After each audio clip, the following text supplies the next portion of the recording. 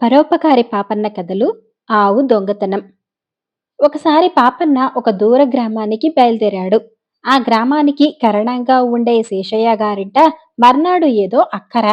దానికి రావలసిందిగా కరణం శేషయ్య 2 రోజుల క్రితమే పాపన్నకు కబురు చేశాడు. అందుచేత కాస్త పొద్దువాలగానే పాపన్న తన ఇంటి నుంచి బయలుదేరాడు. కరణం శేషయ్య గారి ఊరు ఇంకా కొంత దూరం ఉందనగా పాపన్నకు ఒక దృశ్యం కనపడింది. ఒక నల్ల ఆవు దూకుతూ పరిగెత్తుకుని పాపన్నకేసి వస్తుంది. దాని పలుపు పట్టుకొని ఒక మనిషి వస్తున్నాడు.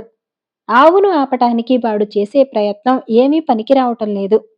ఆవు వాణ్ణి ఈడ్చుకుంటూ వస్తున్నది. ముళ్ళు రాళ్ళు తగిలి వాడు బాగా గాయపడ్డట్టు కనిపిస్తున్నాడు.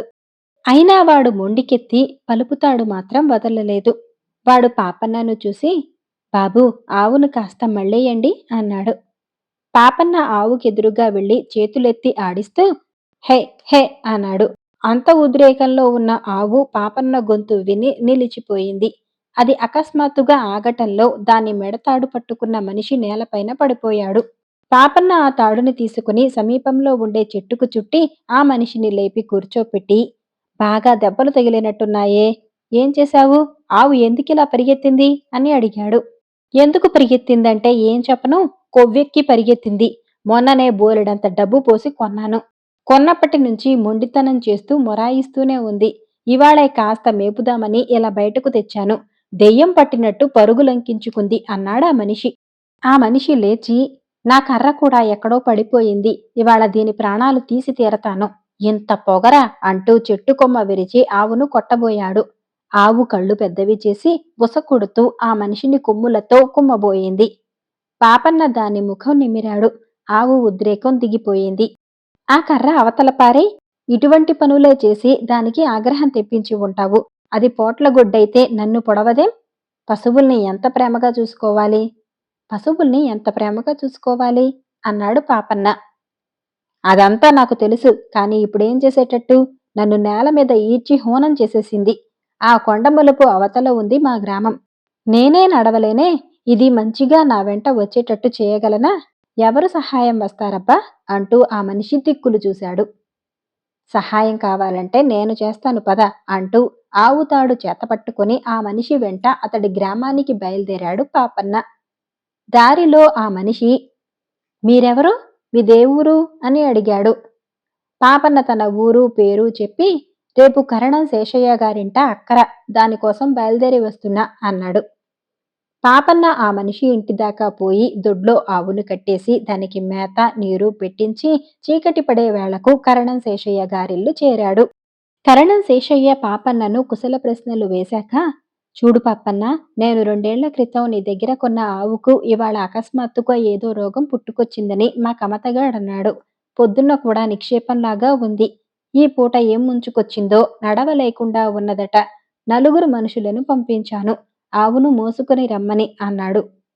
ఈ మాట విని పాపన్న చాలా బాధపడ్డాడు. ఇంతలోనే మనుషులు ఆవును తెచ్చి ఇంటి ముందు ఆవరణలో ఒక పక్కగా పడుకోపెట్టారు. పశువుల వైద్యుడి కోసం మనిషి వెళ్ళాడు. పశువుల వైద్యుడు వచ్చి ఆవును చూసి, ఇది 2-3 రోజుల క్రితం ఈనినట్టు కనపడుతుంది. పెద్ద రోగమేమీ లేదు. వైద్యం చేస్తే నయమవుతుంది అన్నాడు. కరణం శేషయ్య ఆశ్చర్యపడి, 2-3 రోజుల క్రితం ఈనటమేమిటి?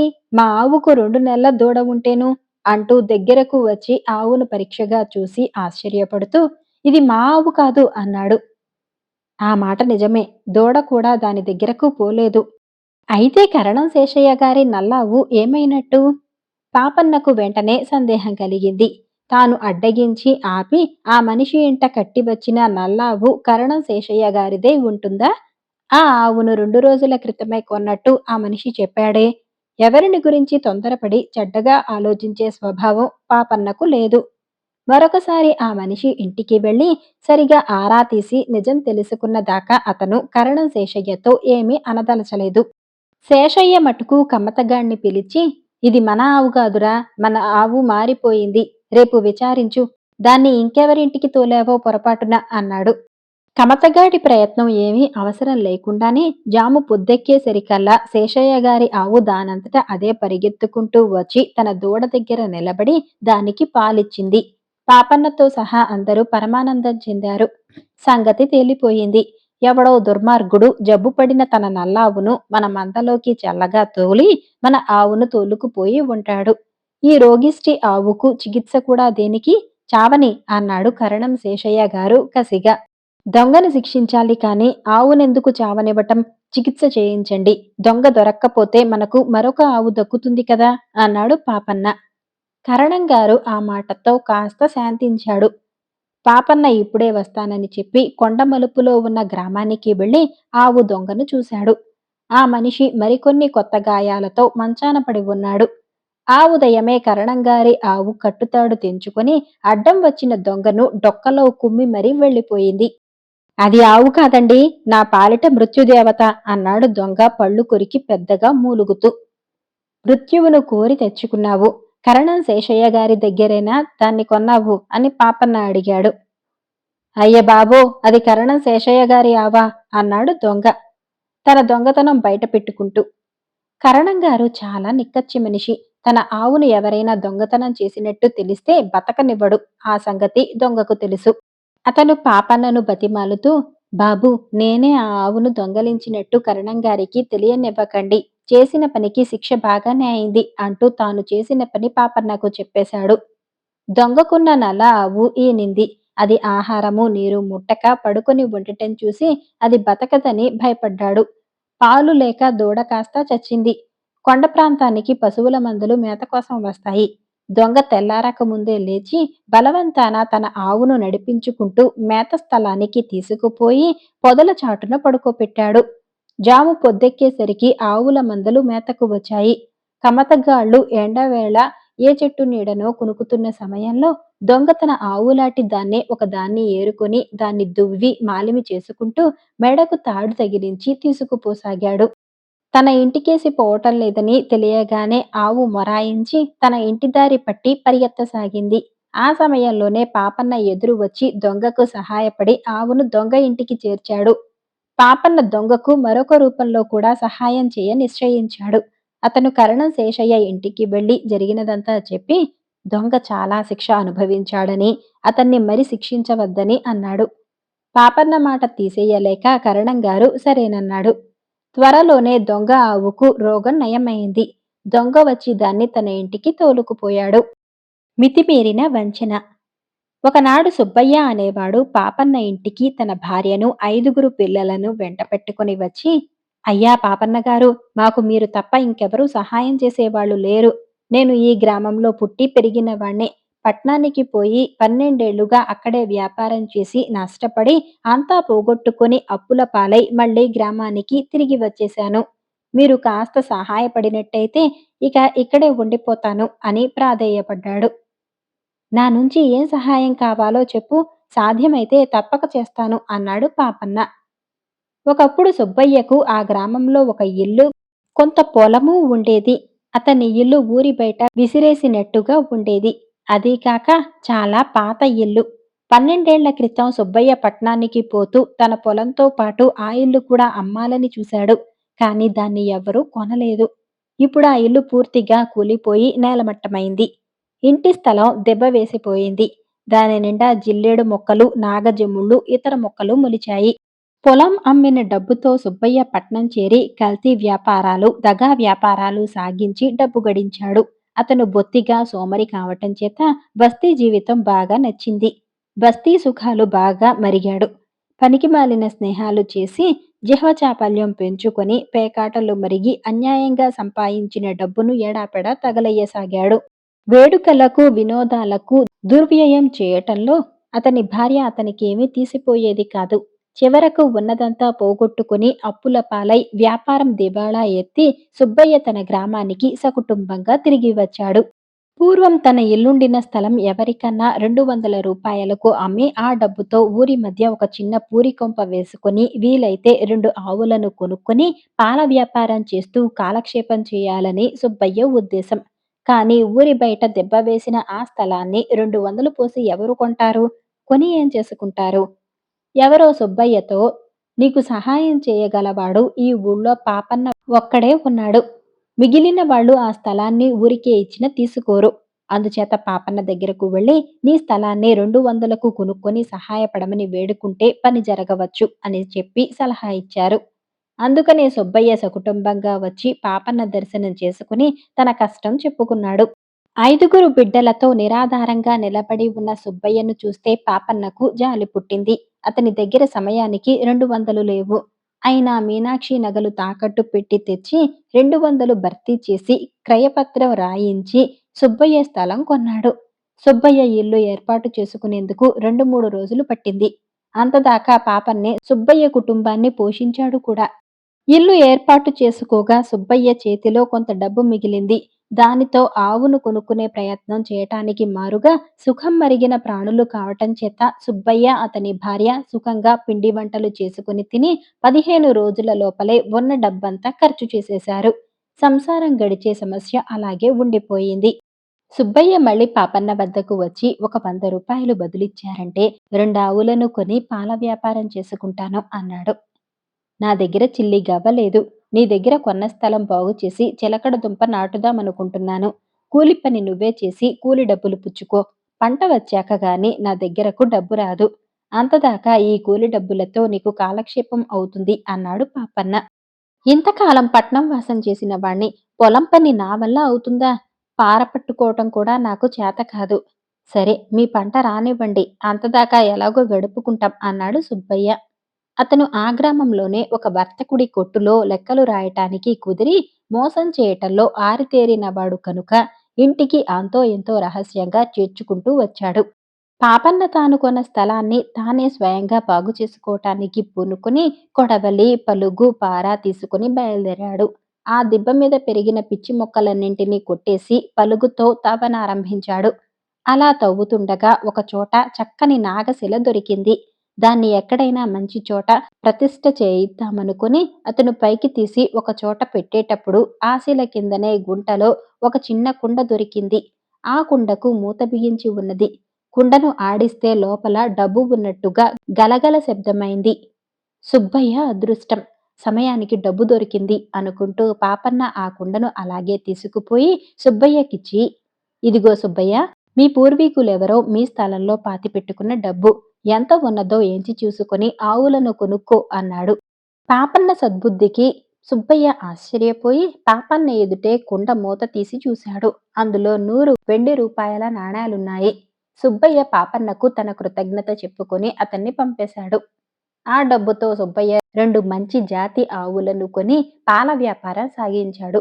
బస్తీలో పాలకు మంచి గిరాకీ కనుక సుబ్బయ్య పెద్ద కొడుకు బస్తీకి పోయి పాలు అమ్మి డబ్బు తెస్తూ ఉండేవాడు. కొంత పాలు పెరుగు గ్రామంలోనే అమ్ముడయ్యేవి. సుబ్బయ్య కల్తీ వ్యాపారంలో ఘటికుడు కనుక పాల వ్యాపారం బాగా లాభసాటిగానే సాగింది. ఆవులకు మేత ఖర్చు కూడా లేదు. అవి అడవిలో మేసి వచ్చేవి. పాపన్న తనకు దొరికిన నాగశిలను ఒక రావి చెట్టు కింద అరుగు కట్టించి దానిపైన ప్రతిష్ఠ చేయించాడు. గ్రామస్తులు దాన్ని పూజిస్తూ దానికి మొక్కులు చెల్లిస్తూ దాని చుట్టూ ప్రదక్షిణలు చేస్తూ అప్పుడప్పుడు పాలతో దానికి అభిషేకాలు కూడా చేసేవారు. అందుకు కావలసిన పాలు సుబ్బయ్య దగ్గరే కొనేవాళ్ళు. ఒక నాగుల చవితికి పాపన్న తన భార్యను కొడుకును వెంట పెట్టుకుని నాగ నైవేద్యానికి బయలుదేరాడు. మీనాక్షి చలిమిడి ఉండలు అప్పాలు తీసుకున్నది. పాపన్న కొడుకు లోటాలో పాలు తీసుకున్నాడు. అయితే దారిలో ఆ కుర్రవాడికి ఎదురు దెబ్బ తగిలి పడిపోవటంలో లోటాలో ఉన్న పాలన్నీ నేలపాలయ్యాయి. దారిలోనే సుబ్బయ్య ఉండే ఇల్లు. పాపన్న అక్కడ ఆగి సుబ్బయ్య క్షేమ సమాచారాలు విచారించి, చూడు సుబ్బయ్య, నాగాభిషేకానికి ఇంటి నుంచి తెచ్చుకున్న పాలు కాస్త ఒలికిపోయాయి. కాసిని పాలు ఇయ్యి అన్నాడు. పాలు ఇంటి నుంచి మోసుకురావాలా పాపన్న గారు? ఇక్కడ పాల వ్యాపారం చేస్తూనే ఉంటినిగా. నాగాభిషేకానికి అందరూ నా దగ్గరే పాలు కొనుక్కుపోతారు. మీ బోటి వాళ్ళు కొంటేనే కదా నా వ్యాపారం నడిచేది అన్నాడు. సుబ్బయ్య భార్య కాసిని పాలు తెచ్చి లోటాలో పోసింది. అభిషేకం ముగించి ఇంటికి తిరిగిపోయేటప్పుడు మీనాక్షి సుబ్బయ్య భార్యకు ఇన్ని చలిమిడి ఉండలు అప్పాలు ప్రసాదంగా ఇచ్చింది. ఇది జరిగిన మర్నాడే సుబ్బయ్య ఇంట ఒక ఉపద్రవం జరిగింది. సుబ్బయ్య భార్య 2 ఆవులను పాలు తీసి పెద్ద పాత్రలో పోసేస్తుండగా ఆ పాత్రలో నుంచి బుస్సుమంటూ పాము బయటకు వచ్చి ఎటో వెళ్ళిపోయింది. సుబ్బయ్య భార్య హడలిపోయి చావు కేక పెట్టింది. పిల్లలు దడుచుకున్నారు. సుబ్బయ్య దిగాలు పడ్డాడు. ఆ పూట పాలు అవతల పారబోయవలసి వచ్చింది. ఆ సాయంకాలం తిరిగి ఇదే విధంగా జరిగింది. పాము వచ్చి ఆ పాలు పోసే పాత్రలో ఎందుకు పడుకుంటున్నదో ఎవ్వరికీ అర్థం కాలేదు. ఈ సంగతి మాత్రం ఊరంతా పొక్కిపోయింది. అందరూ తలా ఒక రకంగానూ అనుకున్నారు. సుబ్బయ్య పాలల్లో దారుణంగా నీరు కలపటం చేత దేవుడిలా బుద్ధి చెబుతున్నాడని కొందరు అనుకున్నారు.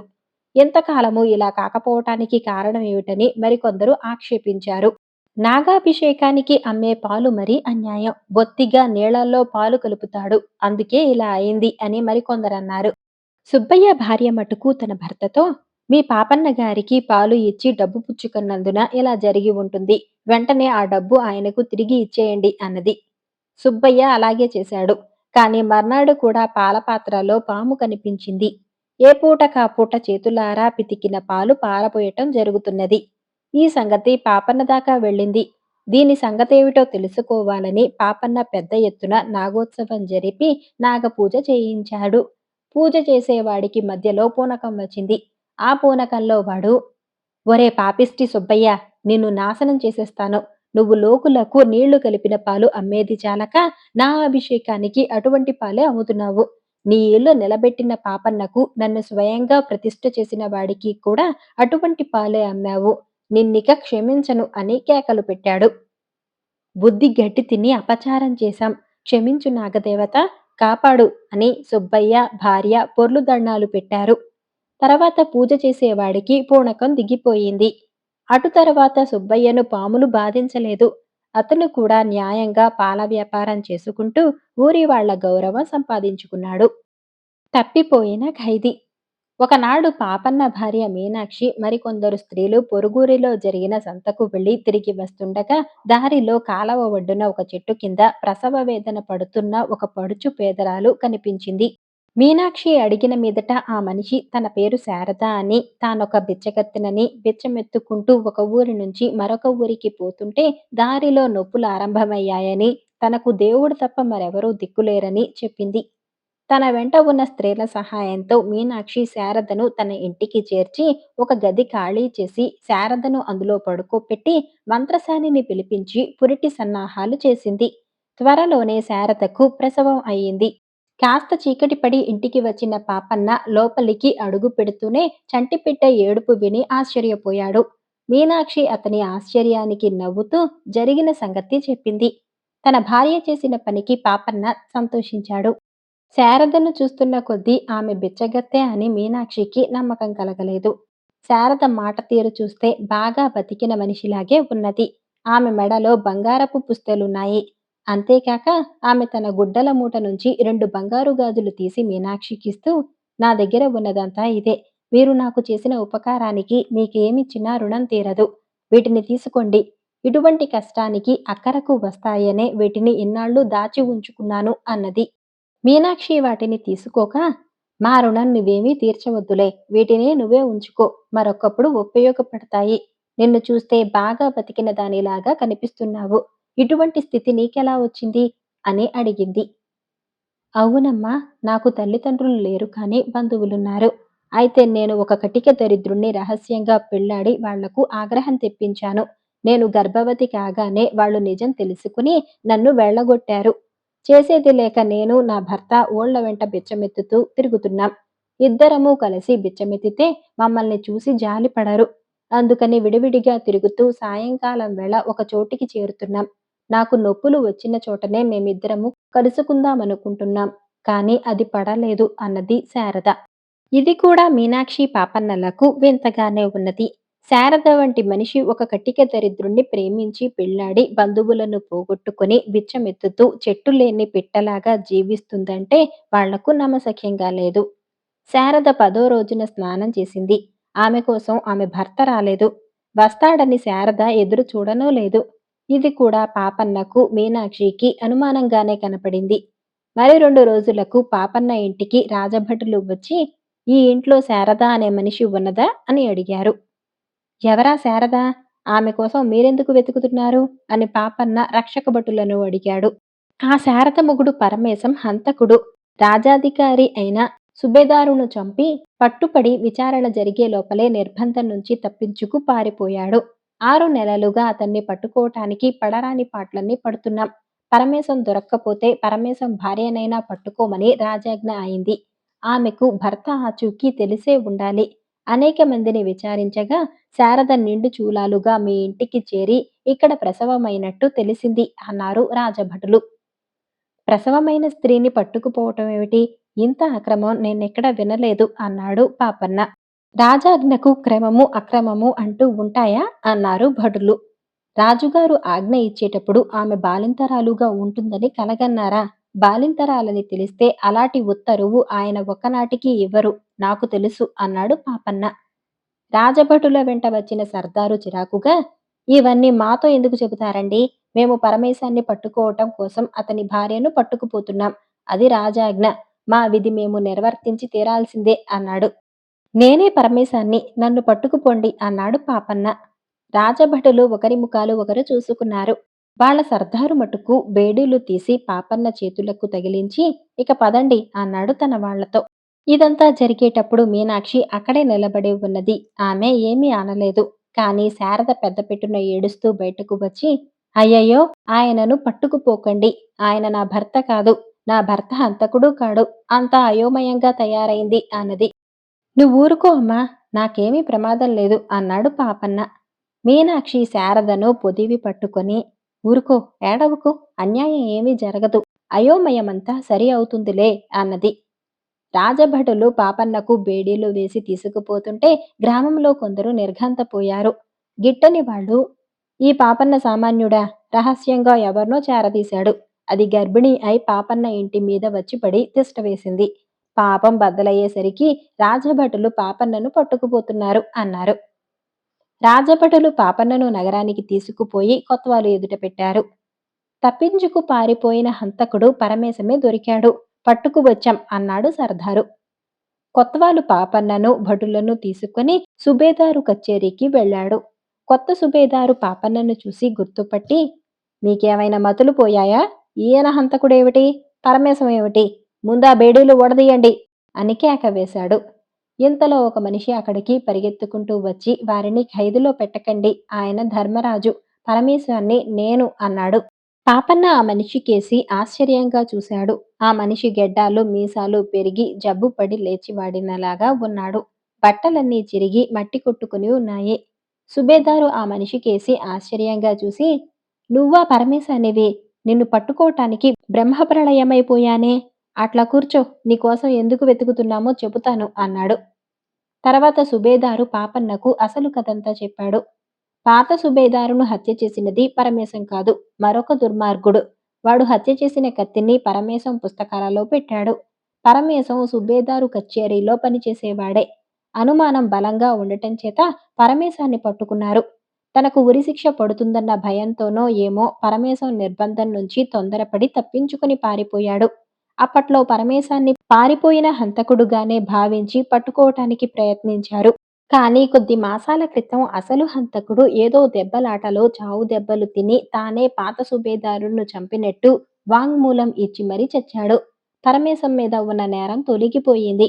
పరమేశాన్ని తిరిగి ఉద్యోగంలో వేసుకోమని, అక్రమంగా పట్టుకుని నిర్బంధంలో ఉంచినందుకు పరిహారం ఇవ్వవలసిందని రాజుగారు ఉత్తర్విచ్చారు. అది మొదలు పరమేశం కోసం రాజభటులు వెతుకుతున్నది అతన్ని విచారణ చేసి ఉరితీయటానికి కాదు. అయితే ఈ సంగతి రాజభటులకు తెలియదు. పరమేశానికి తెలియదు. అతను రాజభటులకు అందకుండా తిరుగుతున్నాడు. పరమేశం ఎంతకాలానికి దొరక్కపోయేసరికి కనీసం అతని భార్యనైనా పిలిపించి ఆమెకు పరిహారం చెల్లించమని రాజాజ్ఞ అయింది. దాన్ని కొత్వాలు రాజభటులు ఈ విధంగా అమలు జరిపారు. సుబేదారు జరిగిన పొరపాటుకు పాపన్నకు క్షమాపణ చెప్పుకున్నాడు. చాలా సంతోషం. ఈ శుభవార్త వినటానికి 4 రోజులు ఖైదులో కూర్చోవలసి వచ్చినా నేను విచారించను. అయితే ఈ పరమేశాన్ని నా వెంట తీసుకుపోయి ఆయన బిడ్డకు బారసాల, నామకరణము వగైరాలు జరిపించటానికి అనుమతి ఇవ్వండి అన్నాడు పాపన్న. నిరభ్యంతరంగా తీసుకుపోండి. అతనిపై ఏ ఆరోపణ లేదు అంటూ సుబేదారు ఖజానాదారును పిలిచి పరమేశానికి పరిహారం తాలూకు డబ్బు పాపన్నకు ఖర్చులు ఇప్పించాడు. పాపన్నను రాజభటులు పట్టుకుపోయినప్పుడు దుఃఖంతో కన్నీరు కార్చిన శారద అతను తన భర్తను వెంట పెట్టుకుని ఇంటికి తిరిగి రాగానే ఆనంద బాష్పాలు రాల్చింది. ధర్మసత్రం. ఒకసారి పాపన్న రాజధానికి పోవలసి వచ్చింది. అక్కడ పని చూసుకుని వచ్చేటప్పుడు దారిలో తన దగ్గర ఉన్న డబ్బంతా కష్టాలలో ఉన్న వారికి ధర్మం చేయటమే కాక పాపన్న దారి తప్పి చిక్కుల్లో పడ్డాడు. గాలివాన వచ్చింది. పాపన్న ఒక చోట జారి పడ్డాడు. బట్టలన్నీ బురద అయ్యాయి. అతను ఆకలితో శోషపడుతూ ఒక అపరిచిత గ్రామం చేరి అక్కడ కనిపించిన మనిషిని, "ఇక్కడ భోజన సత్రం ఏదైనా ఉన్నదా?" అని అడిగాడు. "ఇప్పుడు లేదు గాని త్వరలోనే ఇక్కడి ప్రభువు గారొక ధర్మసత్రం కట్టబోతున్నారు. భోజనం కావాలంటే ప్రభువు గారి దేవుడికి పోతే అక్కడ నిత్యము అన్నదానం జరుగుతూ ఉంటుంది" అన్నాడా మనిషి. పాపన్న దేవుడికి మార్గం తెలుసుకొని వెళ్లి చేతులు కాళ్ళు కడుక్కొని పేద సాదలకు అన్నం పెట్టే చోట తాను కూడా వెళ్లి కూర్చున్నాడు. అక్కడి వాళ్ళు చెప్పుకునే మాటల ద్వారా అతను కొన్ని విషయాలు తెలుసుకున్నాడు. అక్కడి ప్రభువుకు చాలా కాలం పిల్లలు లేకపోతే సత్రము, బావి, చెరువు లాంటివి ఏర్పాటు చేయిస్తే పిల్లలు పుడతారని ఎవరో చెప్పారు.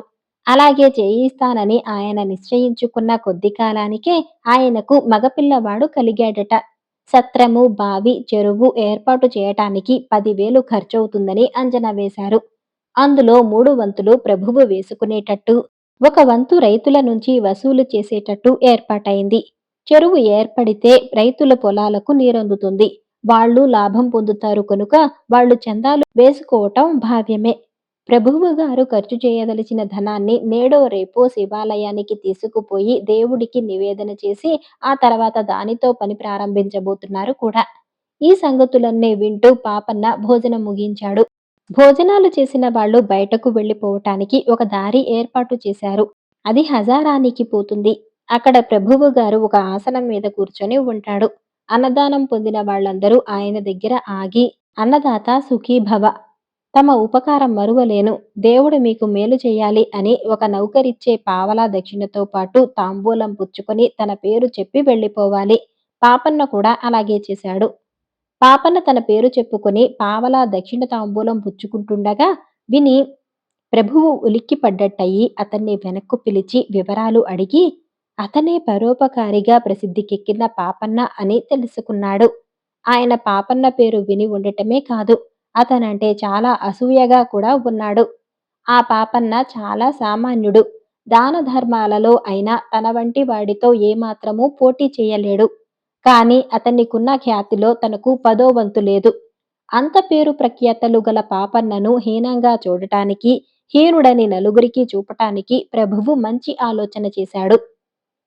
పాపన్న తాను తిండికి మాడే స్థితి ఎలా సంభవించినది చెప్పాక ప్రభువు, "చూడు పాపన్నా, నువ్వు ఇతరులకు సహాయం చేసేవాడివి.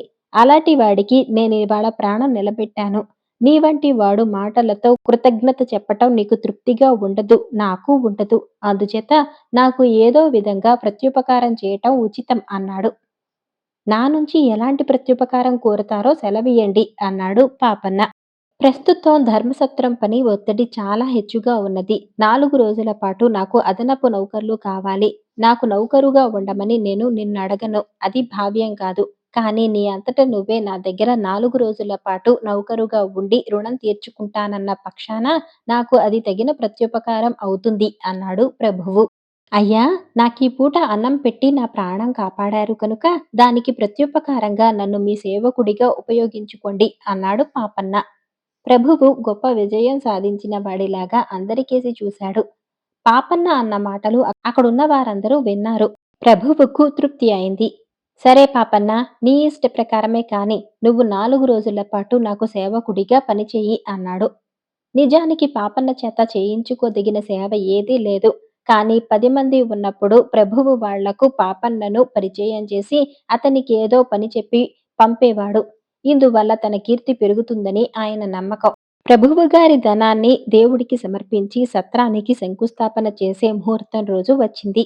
100 రూపాయలను ఒక్కొక్క పసుపు గుడ్డలో కట్టి అలాంటి చిన్న మూటలు 5 కలిపి ఒక్కొక్క పెద్ద మూటగా కట్టి మొత్తం 15 పెద్ద మూటలు చేసి 15 మంది పట్టుకుని మిగిలిన పరివారాన్ని వెంటపెట్టుకుని ఆలయానికి బయలుదేరారు.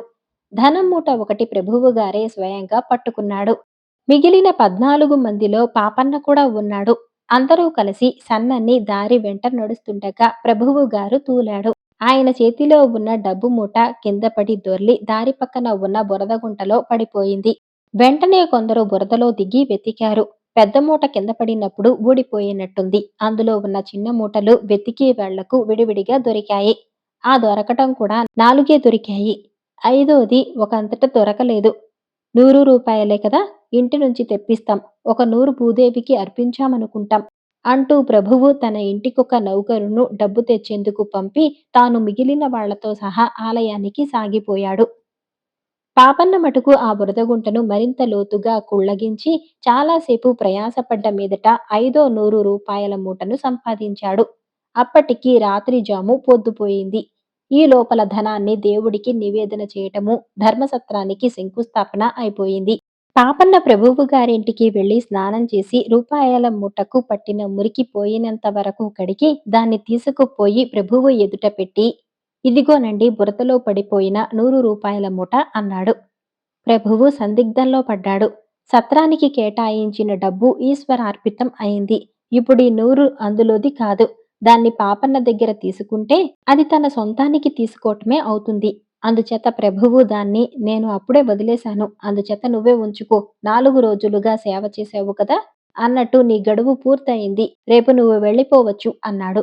పాపన్న మర్నాడు ఆ రూ. 100 మూటతో తన ఊరికి బయలుదేరాడు. అతను ఆ జమీందారీ శివార్లు చేరేసరికి అమితంగా దాహం వేసింది. అతను ఒక రైతు ఇంట దిగి ఆగి మంచినీరడిగాడు. తాగు నాయనా, ఈ నీళ్లతో రేపు మాకు రుణం తీరుతున్నదిలే అన్నాడు రైతు నిస్పృహగా. సంగతేమిటని రైతును అడిగాడు పాపన్న. ప్రభువుగారు కట్టించే ధర్మసత్రం వగైరాల కింద ఆ రైతు వంతు రూ. 100 వచ్చిందట. ఎంత ప్రయత్నించినా రైతు ఒక్క దమ్మిడీ పోగు చేయలేకపోయాడు. 2 నెలలు గడువియ్యమని కోరితే ప్రభువుగారి ఉద్యోగులు గడువు లోపల కట్టకపోతే జమీందారు నుంచి గెంటేస్తామన్నారట. పాపన్న రైతుకు తన వద్ద ఉన్న రూ. 100 పసుపు గుడ్డ మూట ఇచ్చి, దీన్ని తీసుకుపోయి కట్టు. నిజానికిది వారి డబ్బే. ప్రస్తుతం నా డబ్బు. నేను దీన్ని నీకిస్తున్నాను అన్నాడు. రైతు దాన్ని మర్నాడే తీసుకుపోయి దివాణంలో కట్టాడు. మట్టి మరకలు గల పసుపు గుడ్డలో రూ. 100 చూసి, ఇది మన డబ్బులాగే ఉందే అన్నారు రాజోద్యోగులు ప్రభువుతో. ప్రభువు రైతును, ఇది నీకెలా వచ్చింది అని అడిగితే పాపన్న ఇచ్చినట్టు తెలిసింది. పాపన్న తన డబ్బును తనకే చేర్చినందుకు ప్రభువు ఆశ్చర్యపోవటమే కాక సిగ్గుపడిపోయాడు కూడా. మీకు ఈ కథలు నచ్చాయా? అయితే వీడియోని లైక్ చేసి ఛానల్‌ని సబ్స్క్రైబ్ చేసుకోండి. ధన్యవాదాలు.